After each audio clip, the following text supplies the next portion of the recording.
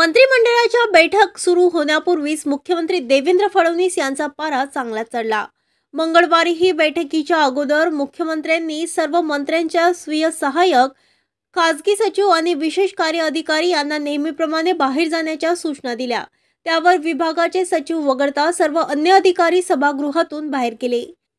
मंत्रिमंडळ बैठकीबाबत गोपनीयता राहावी असा मुख्यमंत्री देवेंद्र फडणवीस यांचा अट्टहास आहे। मंत्रिमंडळात निर्णय होण्यापूर्वी ते माध्यमांमध्ये येऊ नये, बैठकीत होणाऱ्या चर्चा, एखाद्या विषयावरून होणारी खळाजंगीही बाहेर जाऊ नये असे फडणवीस यांचे सर्वच मंत्री आणि अधिकाऱ्यांना आदेश वजा तंबी दिली आहे। तसेच कोट्यावधी रुपये खर्च करून मंत्र्यांना टॅब दिले, पण शिवसेनेच्या एका मंत्र्यांचे विशेष कार्य अधिकारी तसेच बैठकीत बसून राहिले।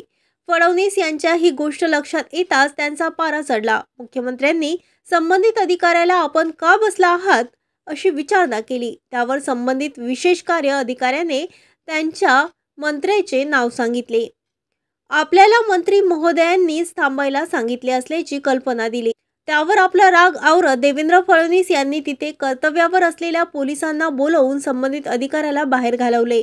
कॅबिनेट बैठकीतील सर्व मंत्री आणि सचिव हा प्रसंग आश्चर्यचकित नजरेनं पाहत होते।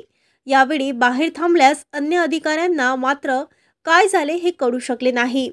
महाराष्ट्र न्यूज लाईव्ह मुंबईसाठी दिलीप कुमार चव्हाणसह कॅमेरामॅन गोपाल चव्हाण, मुंबई।